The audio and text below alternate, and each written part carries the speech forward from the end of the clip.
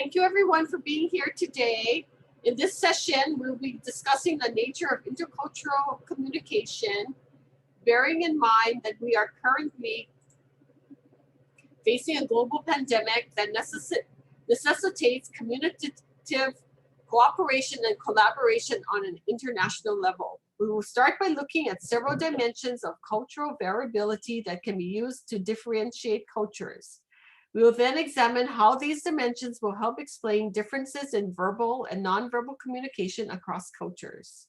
And then to conclude, Whitney and Michelle will share best practices for communicating competently in intercultural relationships. Thank you very much, Whitney and Michelle, for being our presenters today. Hey everyone, welcome. Let me share my screen with you all. Okay. All right, so we're gonna get started. So thank you again for joining us for our second session. Today we're gonna, as Joyce mentioned, we're gonna talk about communication in intercultural relationships. So to start us off, I thought we could play a fun game, little trivia. So what I have here, we have different greetings from around the world, and we want to see if you can figure out where they're from. Okay, so these are all traditional greetings. So here's the first one. Bowing with the angle and duration depending on the person being greeted. You can either say your answer out loud or you can put it in the chat. Japan. Yes, that is correct. Okay. All right, so Japan is our first one, so good job. Okay, the next one is clapping your hands in a call and answer style. Anyone know? Okay, I'll give you a hint. It's in Africa. Okay, I'll tell you. It's Zimbabwe. Okay, so the next one is sticking your tongue out. Where do you think this is a popular greeting? Fiji. Okay, maybe. Close. In Tibet. Carlene said Manoa in the chat. I do that all the time, Carlene. Okay, next one. Bowing and holding the right hand of elders against your forehead. Anyone? Filipino, that is correct. Okay. Next one. Men pressing their noses together. Keyword, men.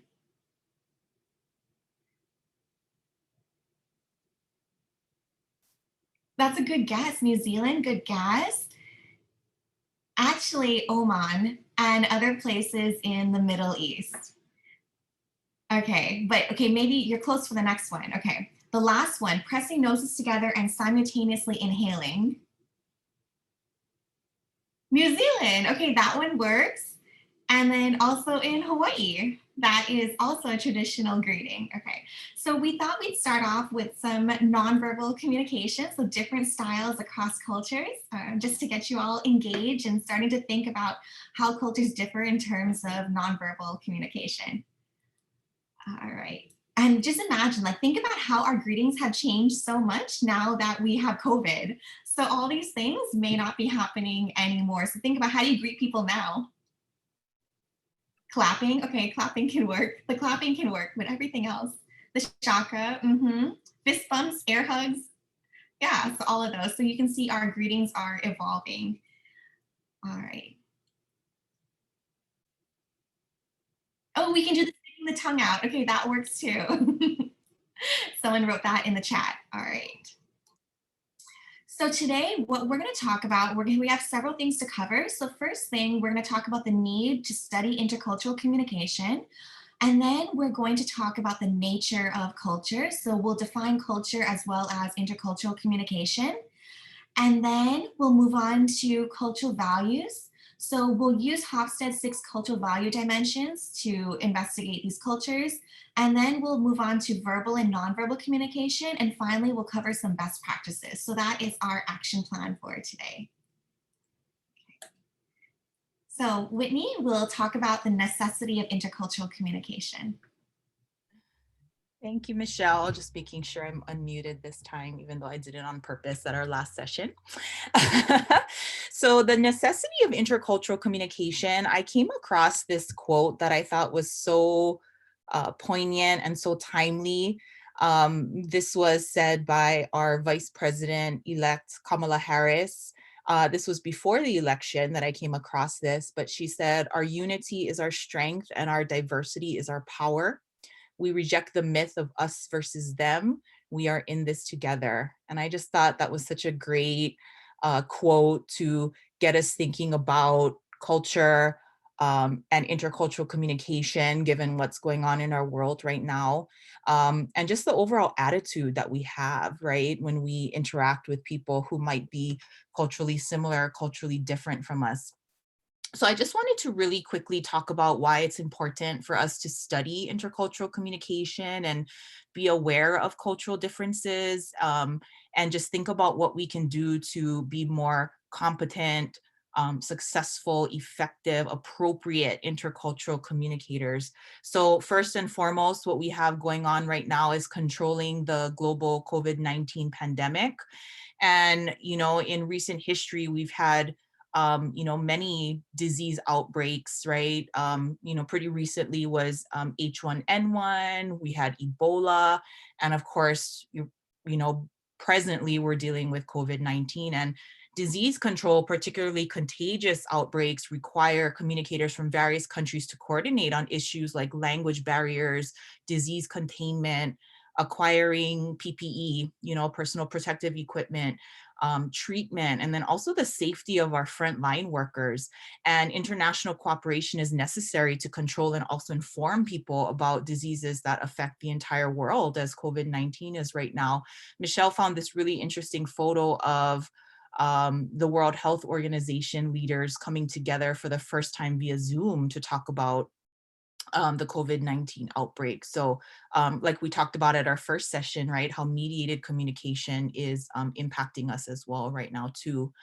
The second thing is increasing global interdependence. So the world is more connected than it ever has been. How many of you are familiar with the term, the global village? Do you know this term? Have you heard of it before? If you haven't, basically the global village refers to a world that feels so much smaller because of the ease with which we can interact with people. In the past, it was so difficult to get in touch with people who live far away. And now with mediated communication, that's just not an issue anymore. So the world actually feels a lot smaller now and we're more connected. This puts us in constant contact with people who are culturally different from us. And so, learning to communicate effectively with culturally different people is extremely important. Increasing diversity in the US, our diversity is increasing with immigration. Number 4, enhancing intercultural relationship satisfaction. So like I said, the increasing number of interactions that we're having with people from different backgrounds supports the notion that our lives are inevitably affected by people and occurrences all over the world, and our relationship satisfaction can increase by learning how to appropriately and effectively communicate with culturally different people. And then finally, fostering global and interpersonal peace. I think now more than ever, learning to competently communicate with culturally similar and culturally different people is necessary for the promotion of world peace and improved relationships between cultures, both within the United States and with other countries of the world. So we just kind of wanted to set up kind of the rationale for why we're doing this, right? Why we're talking about intercultural communication as part of our series, and particularly now that we are dealing with a global pandemic. So Michelle's gonna talk to us about what is culture? What is the nature of culture? So before I go over our definition of culture, I wanted to see how you all conceptualize culture. So I'll give you about maybe 1 minute, and maybe in the chat, can you put in, how would you define culture?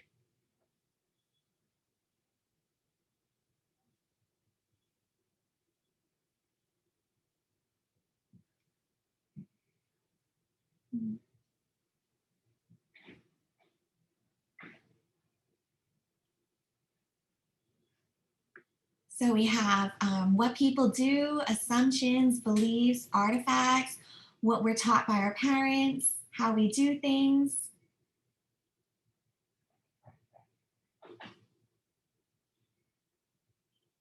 Language and religion is another thing that just came up in the chat.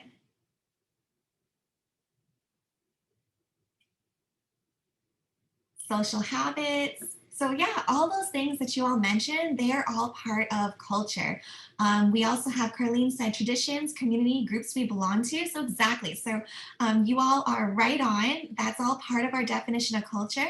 So the definition we're using for today, it's from Ting Toomey and Chung, and it is, so culture is a learned meaning system that consists of a pattern of traditions, beliefs, values, norms, meanings, symbols, that are passed on from one generation to the next and are shared to varying degrees by interacting members of a community. So pretty much exactly what you all had wrote. Many of the things that you mentioned are part of our definition. So maybe we can go back to Neil's original definition of what people do. I think that summarizes it. Culture is all about people, and it's our community and like the norms that we share together. Okay. Oh, yes. Okay. So a question is, what about culture that's not intergenerational? For sure. So culture encompasses so many different things. We have many subcultures within a culture. We have like generational communication that we talked about briefly last workshop. Culture can encompass many things. It can comprise things like religion can be a culture. Also things like your hobbies. So surfing, there's like a surfing culture. There's lots of different cultures that we all belong to. For this workshop in particular, we're going to focus on culture as a matter of like location. So particularly countries. We're going to talk a lot about countries in this workshop. All right, so culture, the reason I have this picture to the left, does anybody know where this picture might be? This is in Labrador. It's where I want to go once travel reopens.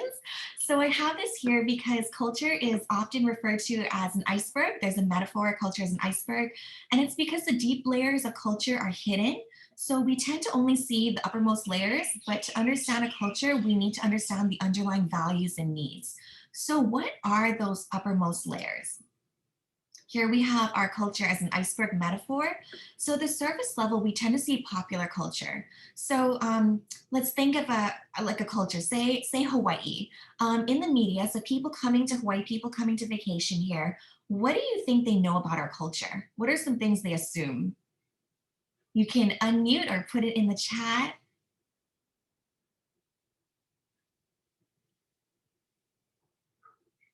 Okay, so Carlene said we go to work in canoes. What else might they think about our culture?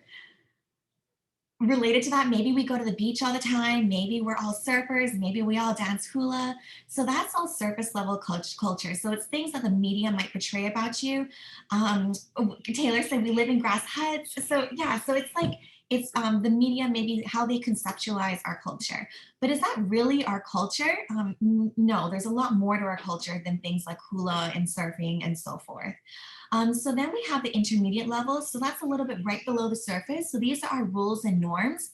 And we're going to talk about that in our workshop today, specifically in relation to verbal and nonverbal communication. And then below that, we have our culture, beliefs, and values. And Whitney is going to go in depth into this in the next slide. And then lastly, we have universal human needs. So these are things that all cultures share. So think of Maslow's hierarchy of needs, things like safety, food, shelter, belonging, all of that, things that everybody needs. That is at the foundation of everyone's culture. All right, okay, so now Whitney is going to get into some of the deep level culture of cultural values. Thank you, Michelle. So we decided to focus on values as a significant part of today's workshop because values really guide our communication and our behavior, right? Values are what we define as good or bad, right or wrong, appropriate, inappropriate. And what we value impacts how we communicate and how we act, right? How we behave. So just some quick examples, and then we'll go over Hofstadter here. But things like, if you value assertiveness, then you're probably going to be very straightforward and speak your mind, right? If you value family, right, you might prioritize your family over maybe friends or other groups. If you value your health, right, you might make particular food choices, right, and exercise choices. So what we value directly impacts how we act, right, and how we communicate with other people. There are also a lot of what we call proverbs that come out of culture. Um, that really serve, like how we were talking about generations, right? That serve to pass the values from one generation to another. So, for example, a value that we hear quite often, a proverb that we hear quite often in the United States is the squeaky wheel gets the grease. Have you heard this one? Right? The squeaky wheel gets the grease. So what value does that reflect, right? When people say the squeaky wheel gets the grease, what's the value there? Does anybody want to unmute or share in the chat? Being talkative and speaking up first. Yes, right? So assertiveness, the one complaining, getting their way, self-advocacy, right? So basically it says the person who is outspoken, right? The person who speaks up is going to get what they want. So the value there is assertiveness, basically. So that's the United States. Now there's another proverb that comes out of Japan and some of the Asian cultures that says something along the lines of Ben just said it, the protruding nail attracts the hammer, right? So what value do you hear in that proverb? The protruding nail attracts the hammer.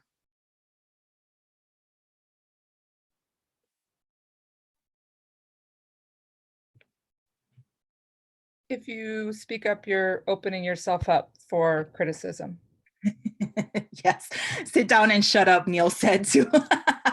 Right? So that's the exact opposite, right? So if you think about that, it's basically saying the person who speaks up is the person who actually has a negative reaction to that, right? You're going to get like cracked in the head if you talk too much. So total opposite proverb there, right? So, but really again, stressing what we value, okay?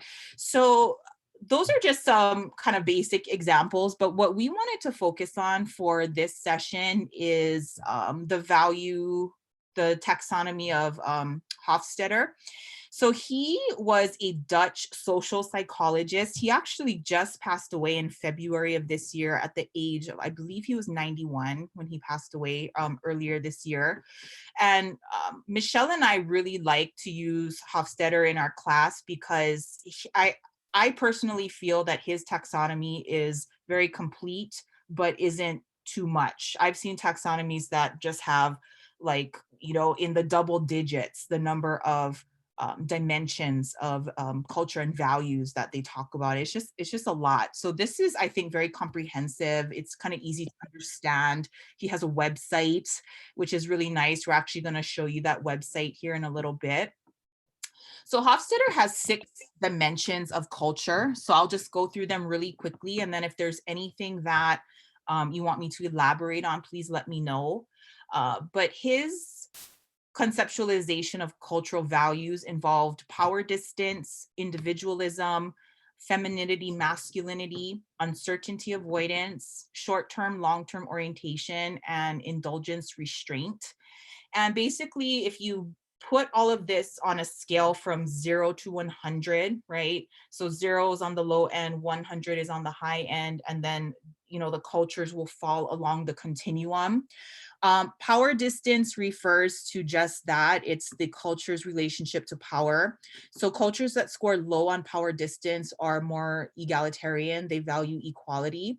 And cultures that are higher on the continuum embrace hierarchy, right? They really expect that large power distance. People are in power and then others are subordinate or submissive. Individualism and collectivism is one of the most well-known dimensions of culture values. So cultures that are lower, on the lower end, are more collectivistic. They really value group harmony. They use a lot of we and us language.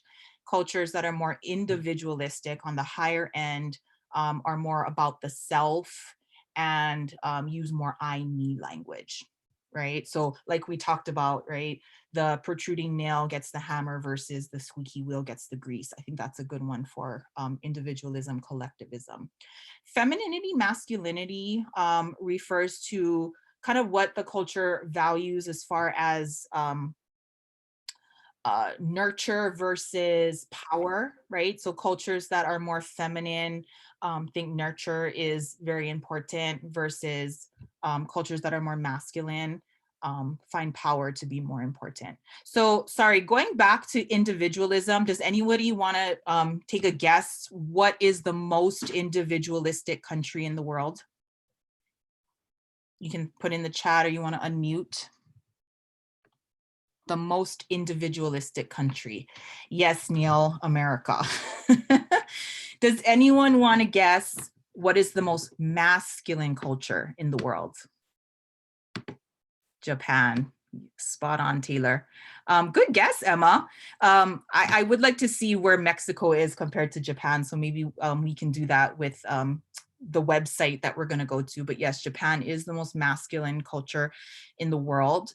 Our fourth dimension of culture is uncertainty avoidance. So this is how comfortable the culture is with the unknown and with ambiguity. So cultures that score on the low end are very comfortable with ambiguity. They're okay with, you know, not knowing. And cultures that score high on uncertainty avoidance do not like ambiguity and the unknown. It actually creates anxiety. They need to know what's going to happen. What does the future hold? What's to be expected? Okay, long-term and short-term orientation refers to the culture's relationship with time. Cultures that are more short-term oriented will score on the low end. So focus is more on immediate gratification, right? Putting short-term goals first.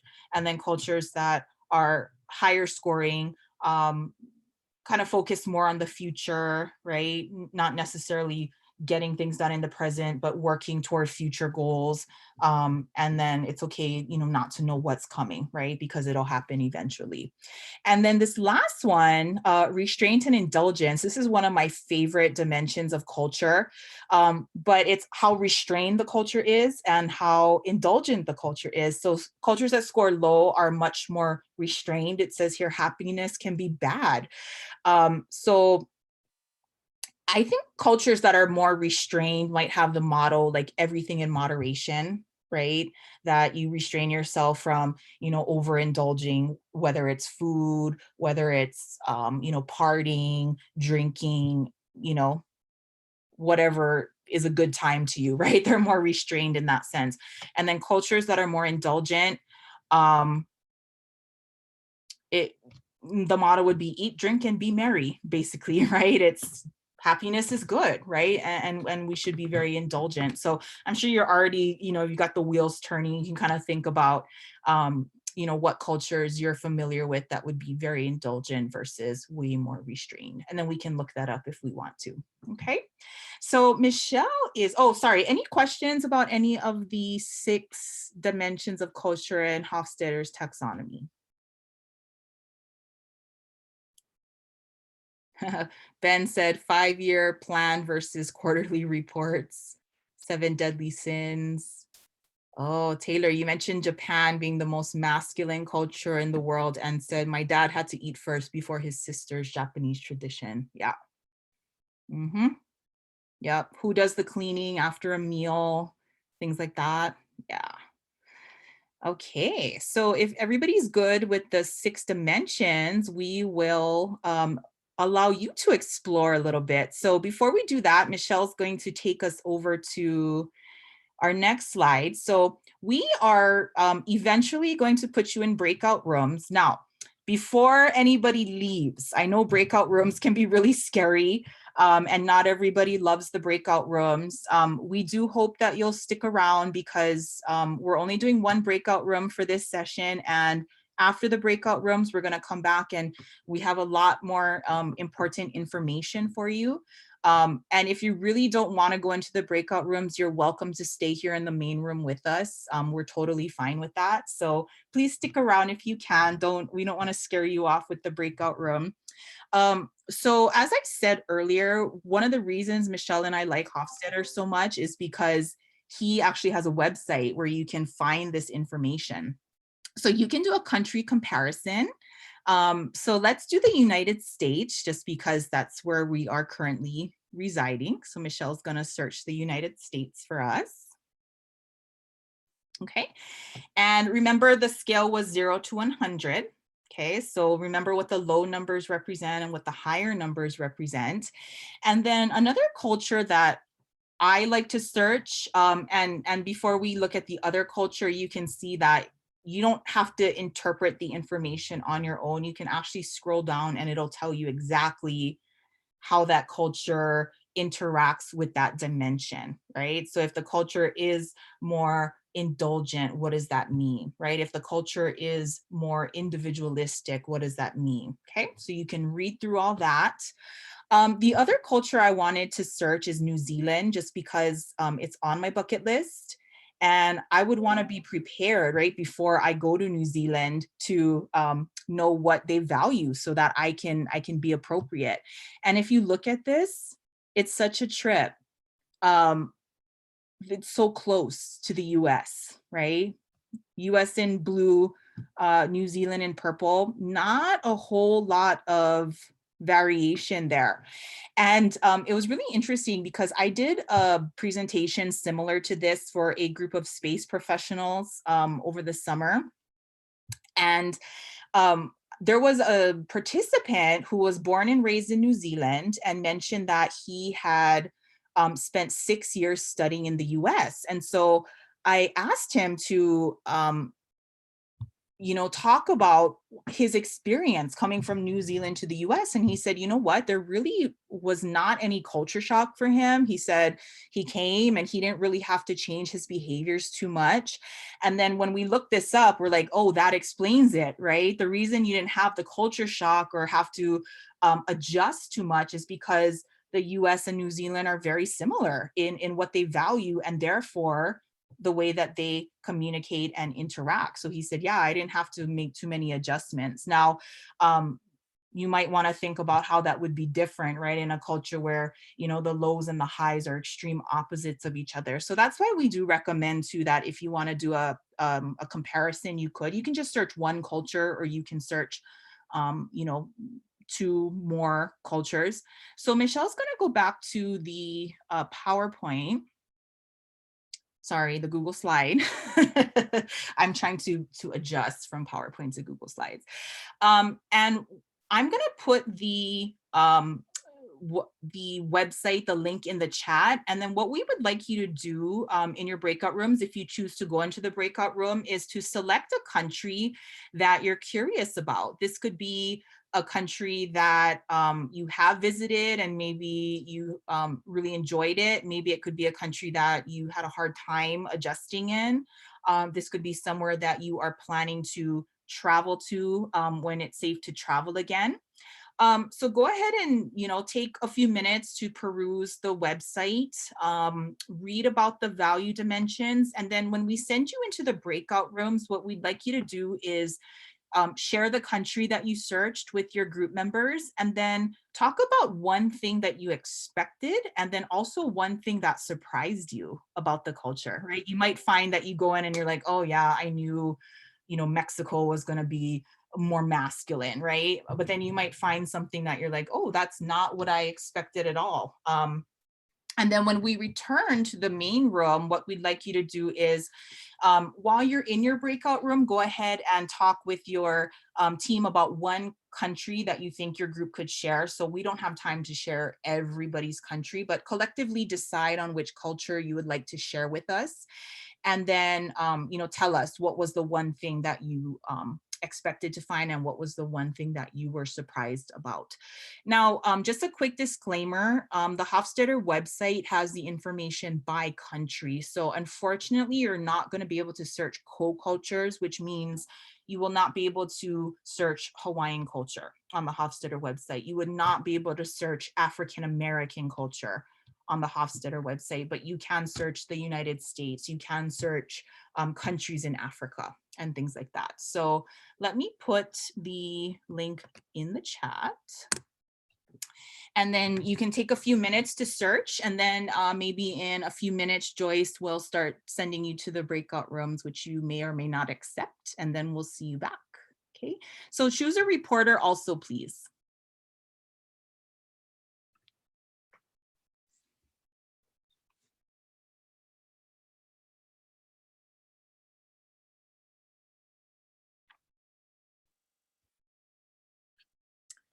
Okay, are we all back, Joyce? Yes, they're back. Okay. All right. Thank you, everybody. So we had, I believe, 2 breakout rooms. So hopefully you had fun kind of searching. No worries, Emma. Hopefully you had fun searching your country or countries. So breakout room 2, do you want to share with us one country that you looked up and what you found was as expected and what was shocking or surprising to you? Who's our reporter for group 2?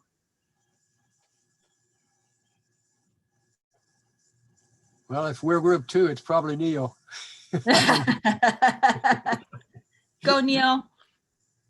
Go, Neil.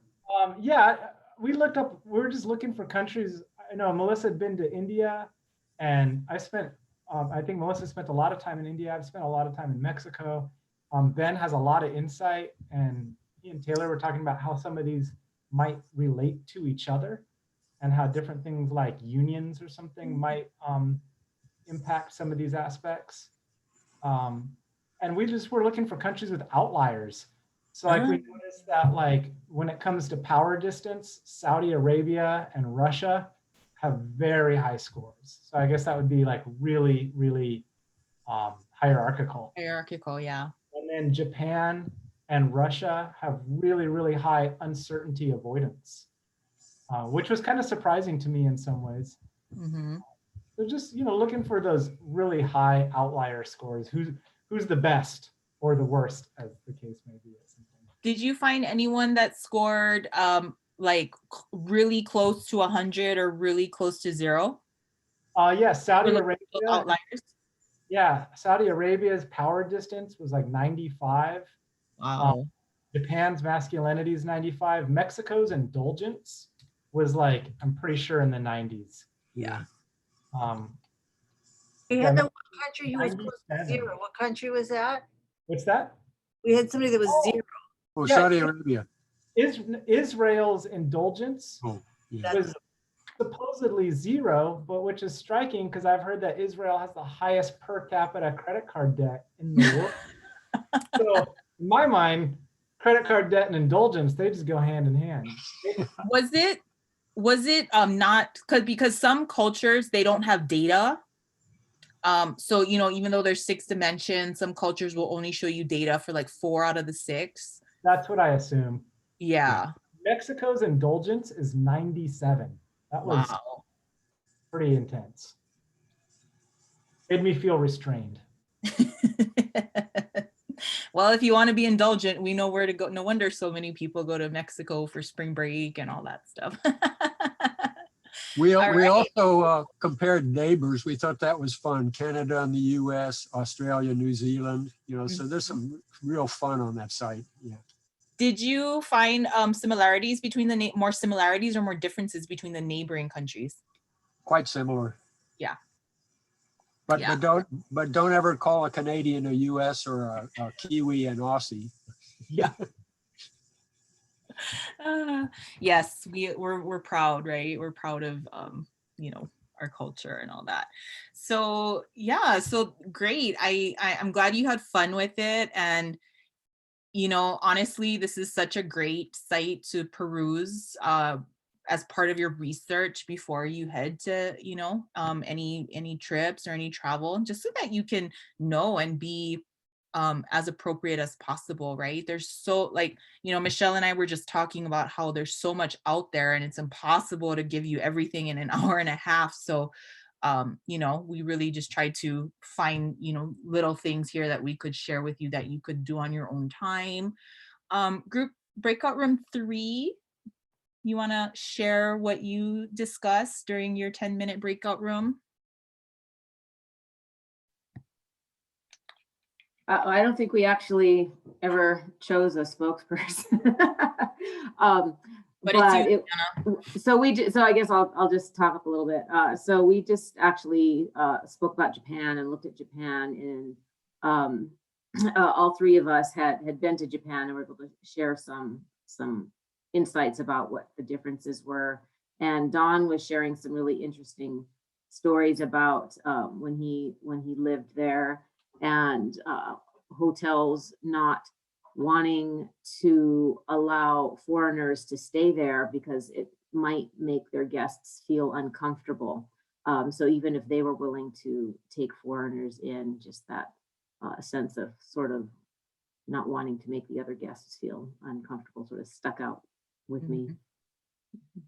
And then I was explaining that when I took students there in 2017, we were traveling with college students from 3 other small colleges as well. And there was an art professor from a school in Florida who had sleeves of tats, and she wasn't allowed into the hot spring baths. And because they won't let, it was because of the tattoos.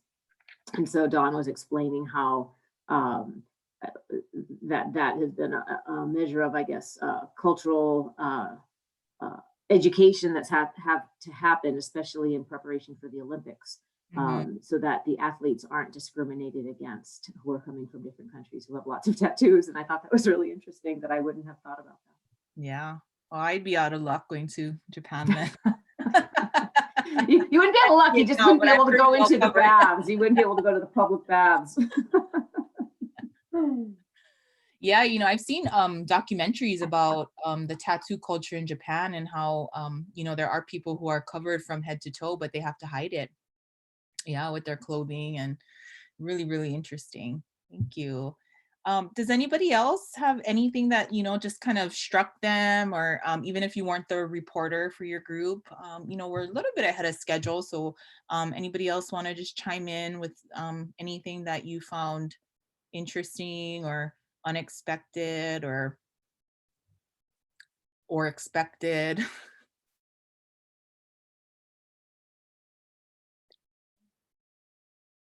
All right. So before we move on, I just wanted to share a quick anecdote. I had a student, and this happened twice. You know, Sweden has been a really popular country for people to look up.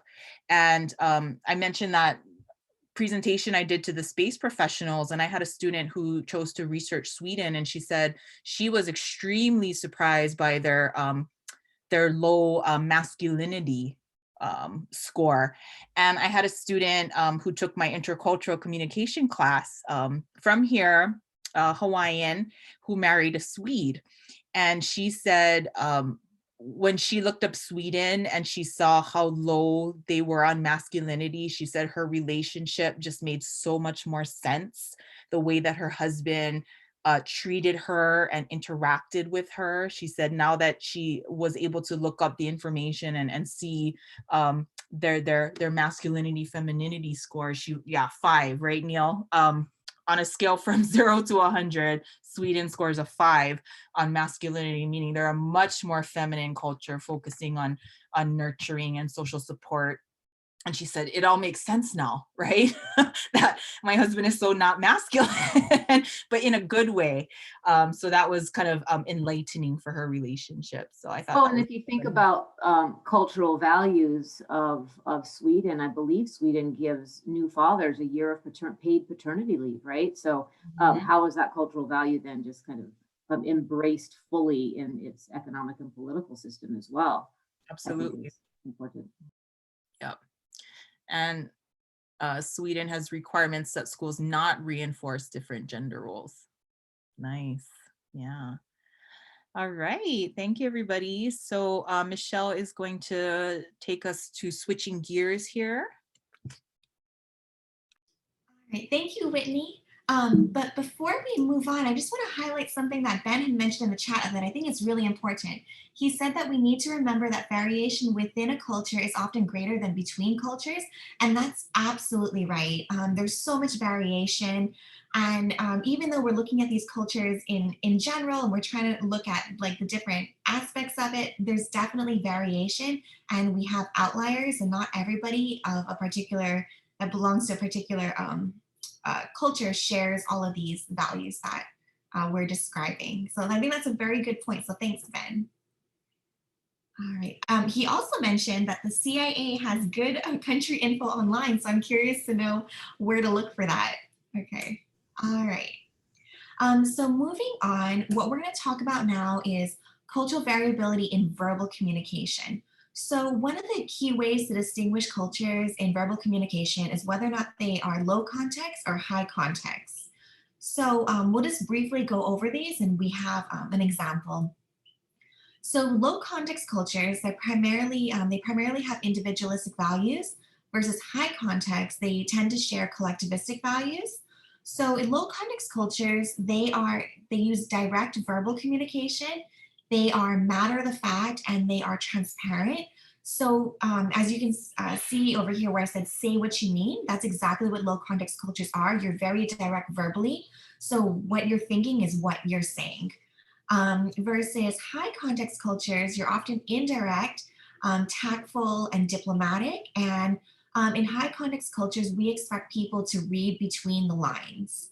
So for low context cultures, the priority is fact, and high context, the priority is harmony. So it relates sort of to their collectivistic values. So you don't want to say things that offend anybody, versus low context, your priority is like maintaining truthfulness and saying what you believe. So in low context cultures, the sender assumes responsibility to communicate clearly. That's part of all being direct. And high context cultures, the receiver assumes responsibility to infer what the sender is trying to say. So again, high context is all about like reading between the lines, versus low context is being direct, straightforward, and saying exactly what you mean. So there's a little guessing game as to what the person is trying to convey. So knowing this information, what do you think American culture is? Do you think we tend to use more low context or high context communication? Are we more direct to the point, or are we indirect and tactful? So you can put your answer in the chat, or you can unmute. What do you all think? Neil said low.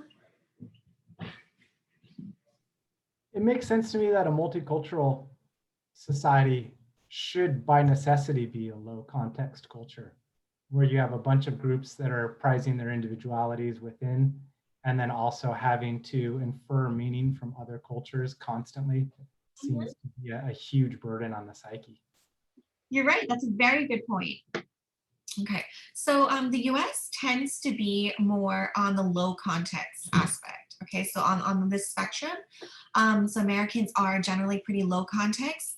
And as you can see, we can move all the way over here to high context. So we have Chinese as a high context culture. Another high context culture that's not listed on here. Anybody have any guesses? That's another high context culture.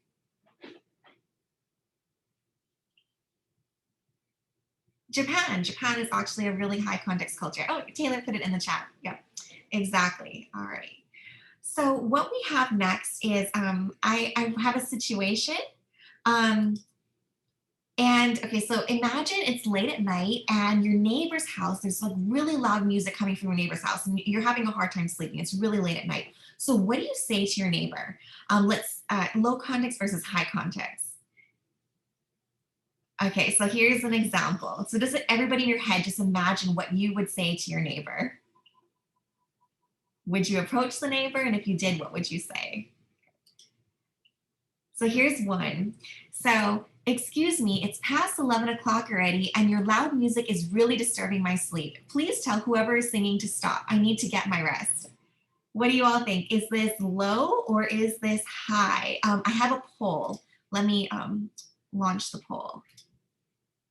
Can you all see the poll?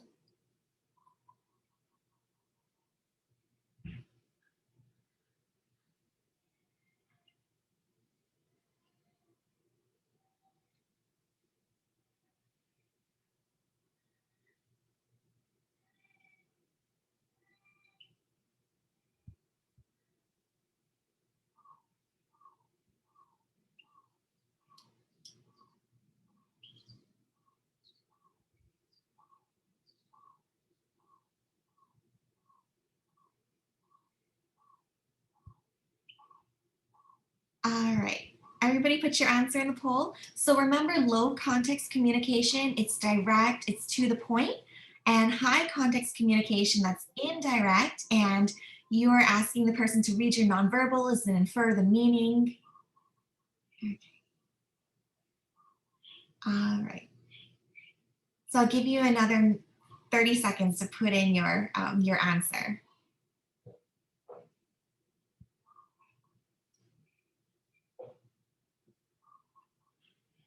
Okay. Oh, okay, I see them in the chat. So somebody got it backwards, and that's totally fine. Okay, so the correct answer is low context. So this is low context communication because it's direct and to the point. So maybe it'll make more sense in comparison to the next one, which is high context communication. All right, let me close the poll.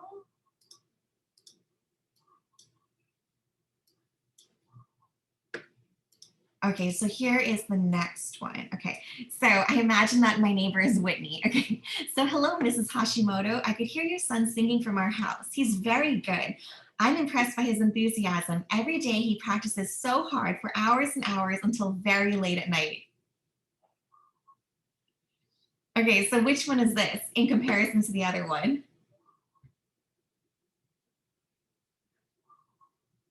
So this one is high context communication.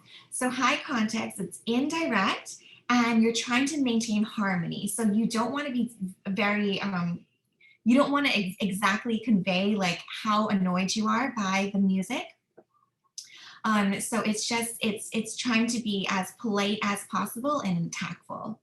All right, so which one do you all tend to gravitate toward? I'll go back to the previous slide. Low or high context communication? So take a moment to think, and I'm going to put out a new poll.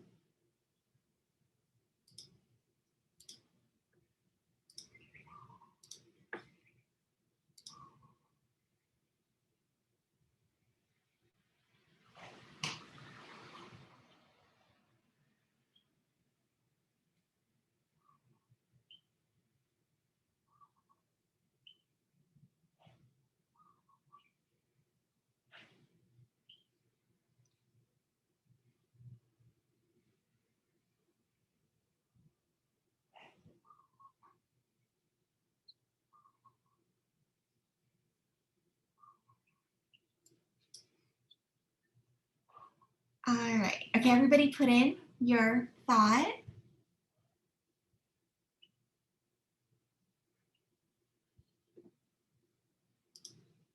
So we have 50-50, low and high context, and what's in the chat, I think that's very important that it really depends on the situation and the relationship. So you might use low context communication at home and maybe high context communication at work or vice versa. So again, it really does depend on the situation. So maybe with your neighbors, you might use more high context communication, and it can vary from situation to situation. Okay. So now moving on to cultural variability in nonverbal communication. So there's 7 different types of nonverbal communication, and they are here.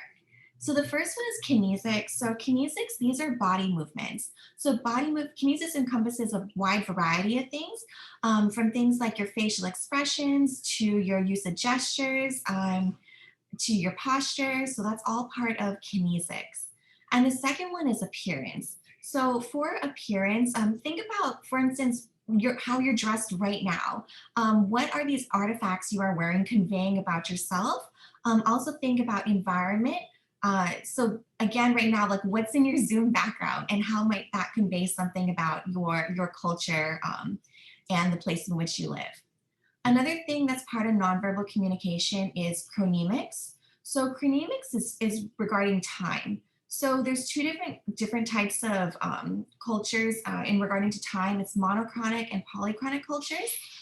Another different part of nonverbal communication is proxemics. So proxemics is your use of space. So everybody think right now, like how far do you typically stand from people? So different cultures have different views about space and how close you are to different types of people. Although this is definitely changing in a COVID world. So we are definitely adjusting to this. So right now, even though our interpersonal distance is probably 6 feet or more. And then another aspect of nonverbal communication is haptics. So haptics is regarding touch. So different cultures have different rules on what is appropriate and not appropriate. And then lastly, we have vocalics. So vocalics is paralanguage, and paralanguage refers to those nonverbal aspects of your voice. So things like your accent, your pitch, your rate of speaking, your use of pauses, all of that are nonverbal aspects of the voice. And Michelle, we had a question in the chat. Taylor asked about silence and where we would put that. She asked if silence could be part of chronemics, and I said, yeah, it could be part of it just because of timing, right? And we talk all the time in our comm courses about how silence is communicative, right? Like, you know, you go up to your partner and say, hey, how do you look? How do I look in this outfit? And the response you get is silence, right? That's very communicative.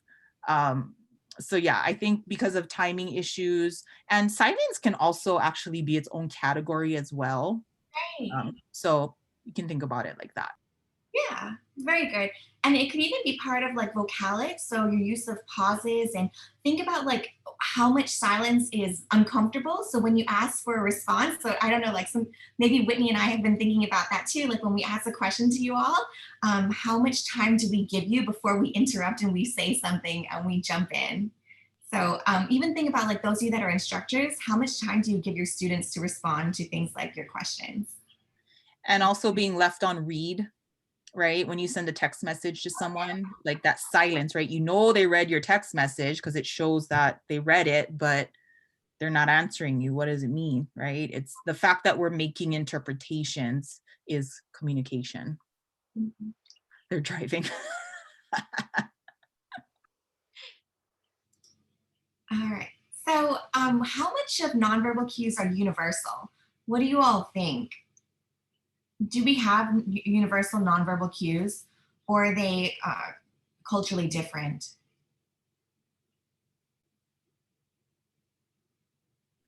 Let's see if silence is acceptable. Okay, Whitney started saying something. So we have a few seconds. Okay.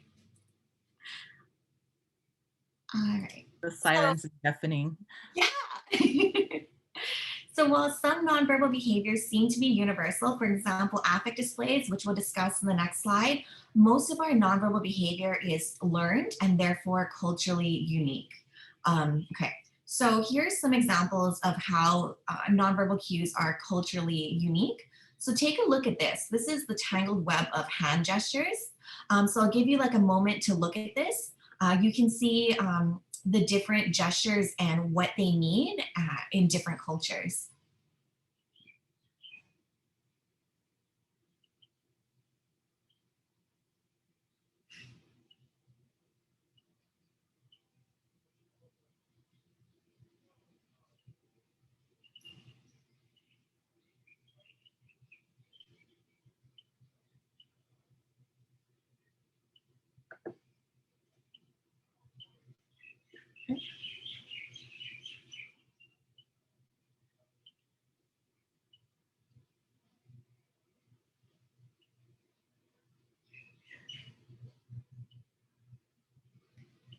All right. right, so you can see that simple gestures. So for example, like us giving the okay sign right over here, that can mean other things in different cultures. So for example, in France, this okay gesture means 0 or nothing.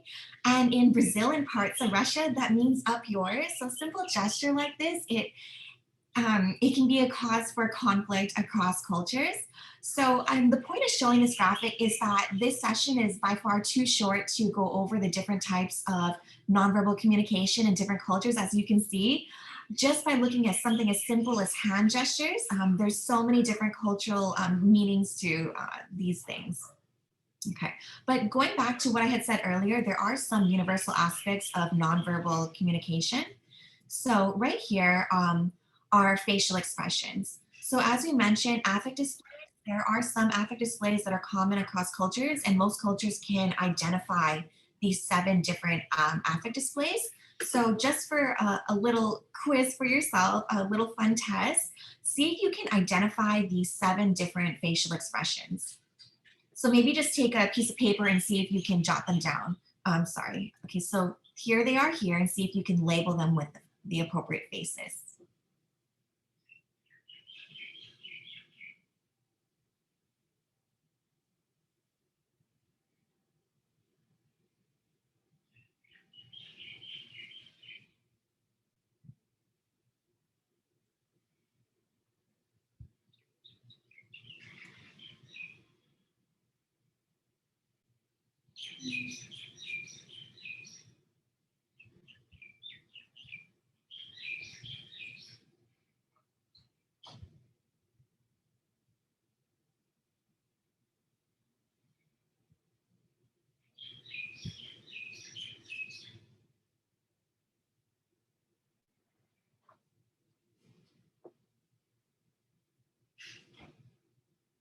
Okay, let's use a nonverbal gesture. So everybody give me a thumbs up if you're done, so I know if we need more time.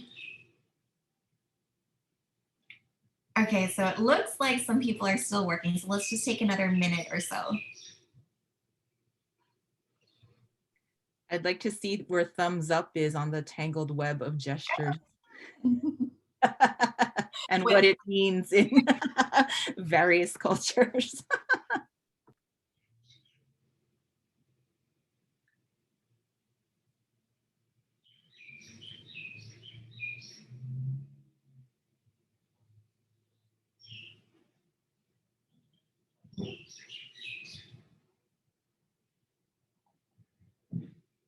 All right, let's go over these answers. Okay, so the first one, anyone have a guess? You can unmute or put it in the chat. First one here, let's do this one first.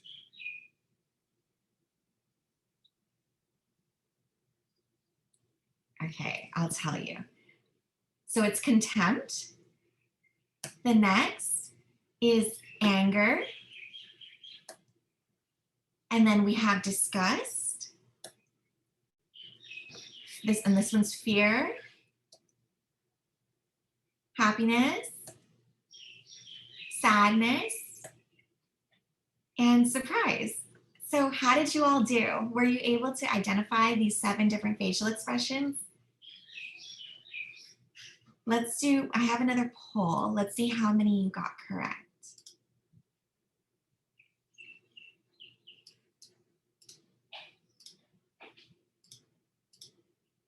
Okay. So everyone put in your answer. How many did you get correct?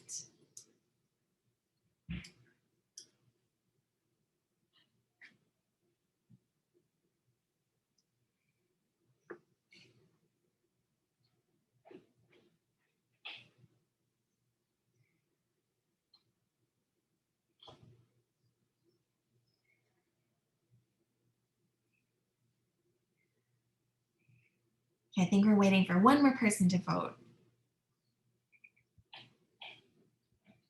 All right, I'll just stop it in a second. Okay, so pretty good. So we got 4 out of 5. So 2 of you got 4 out of 5, and then 60% of you got 5 of them correct. So that's pretty good. Okay.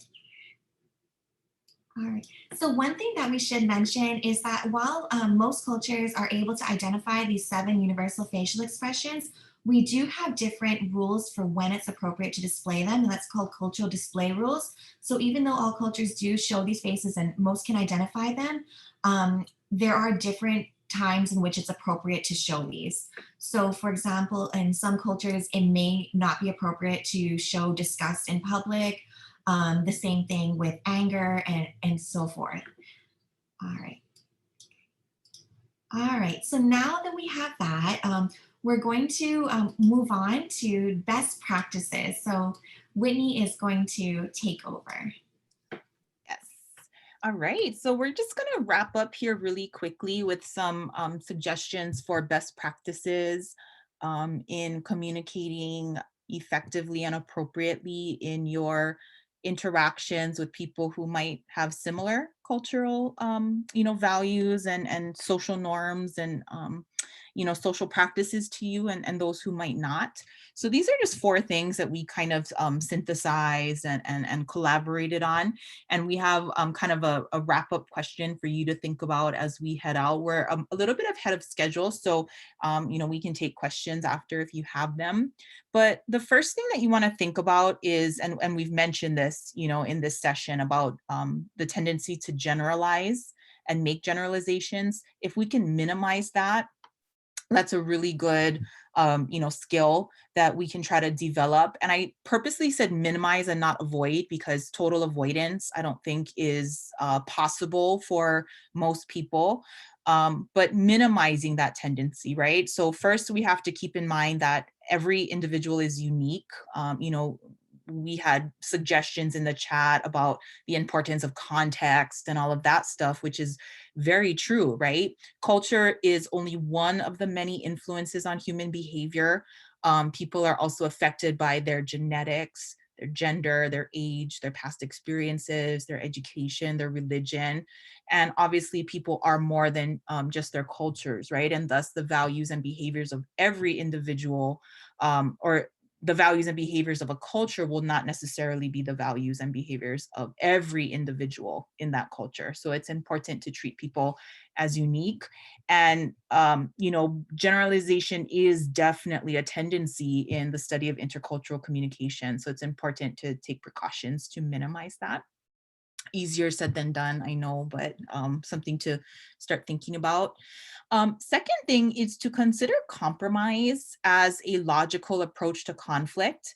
And I'm specifically bringing up conflict here because conflict is natural and it is also inevitable because conflict results from opposing goals, which are often present in intercultural interactions, right? When your values differ, when your behaviors differ, there is major potential for conflict there. So rather than viewing conflict resolution as a strictly win-lose outcome or even a lose-lose outcome, right? So avoidance would be lose-lose, right? Competition is win-lose, right? So compromise might be a logical way to approach conflicts you have with culturally different people. And compromise is kind of seen as meeting halfway, right? 50-50. It would be great if we could collaborate and work together and cooperate to come up with a mutually satisfying solution, but that's not always possible.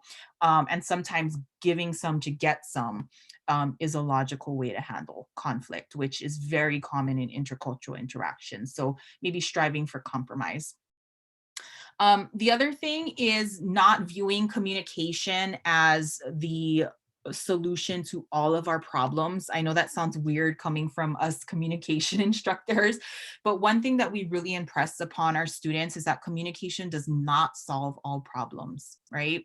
Sometimes you can talk yourself into a hole, right? We've heard that expression before. Sometimes when you keep talking, you're actually digging yourself deeper and deeper into trouble. So, communication is not the ultimate solution for everything. Sometimes when you communicate too much, it starts to be perceived as nagging. Some of you might be familiar with that either as the sender or the receiver. So, you know, you want to continue to be enthusiastic about learning and improving your communication skills, but just remember that intercultural interactions are complex and communication is not the cure for all problems. Sometimes it's better just to take a step back and, you know, leave the situation, not try to press forward when it's just not, you know, working to anyone's benefit. And then last thing, I purposely put this last, is if we can strive to be objective and open-minded, that is a really, really good approach to your intercultural interactions. Again, much easier said than practiced because, you know, we approach all of our communicative interactions from the perspective of our own culture, right? And I think everyone has a tendency to be ethnocentric, right? And think their culture is the best. And it's not necessarily wrong, you know, to think highly of your own culture and to value your own culture. But when it prevents us from being open-minded and being objective, that's when it can become problematic. And so we really want to stress that objectivity involves, you know, suspending personal judgment if possible, minimizing, not avoiding the ethnocentrism, you know, being emotionally neutral and being open-minded if you can. And on that note, we just had a little question for us to end on. We really want to get your perspectives on this. So communication researchers really stress objectivity and open-mindedness as being important attributes and ways of thinking in order to develop successful and effective relationships with people who are culturally different. Besides open-mindedness, what do you think are some attributes or ways of thinking? Now, this might be a little bit of a challenge because it seems like open-mindedness and objectivity is the umbrella, right, for so many other, you know, characteristics and qualities. But if you can just maybe throw it into the chat, or if you want to unmute and speak up, let us know, right? What do you need to have successful intercultural relationships besides having an open mind? Ben said humility. I like that. Exploring your own hidden biases and cognitive biases.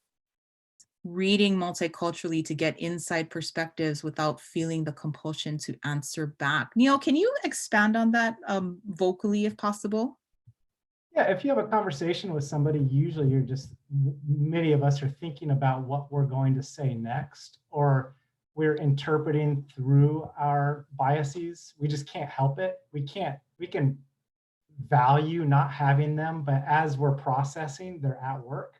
But if you read, then it's not a conversation. So you just kind of have to sit down and shut up and you listen, and then you can get an inside perspective from other cultures or other viewpoints that you may not have had otherwise. It's just pure listening from another person who's really trying to communicate with an audience.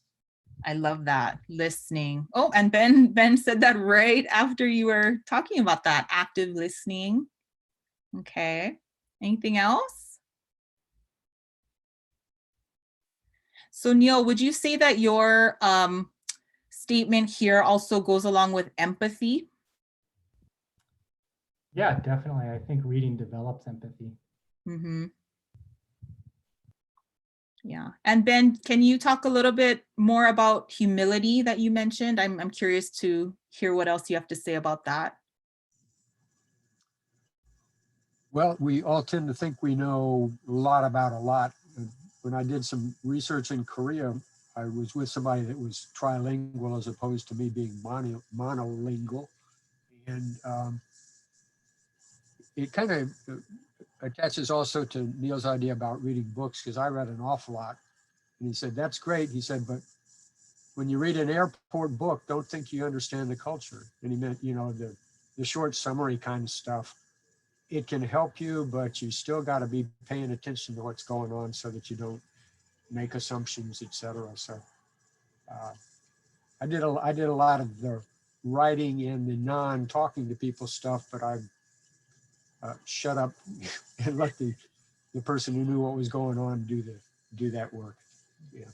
Yeah, great point.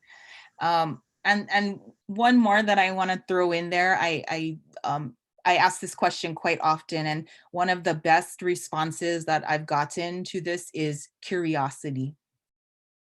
I love that. You know, you just have to be curious and you have to want to learn. And I think that really does go with what Ben and Neil both said about humility and listening and that. So thank you, everybody. Anybody else want to throw out an idea before we take questions? Taylor said embracing and finding value in each other. Yes. I like that. All right. Okay, so any questions for us before we wrap it up? We're about 5 minutes before the end, and I have to jump over to another meeting, as does Neil, at 1:30. So if you are all set, we hope to see you at session 3. This is our third of 3 sessions. This is communication in team settings, and we're really going to focus on conceptualizing teams, right? Whether that's work teams or family or friends, you and a romantic partner, right? So we will hope to see you on December 4th, same time, Friday. That one's coming along quite a bit sooner than this one did, between session 1 and session 2. So thank you everyone for your kind comments in the chat. We appreciate you hanging in here. We'll see you later, those of you who have to get going. And if anyone wants to stay on and talk story for a few more minutes, we are happy to stay here.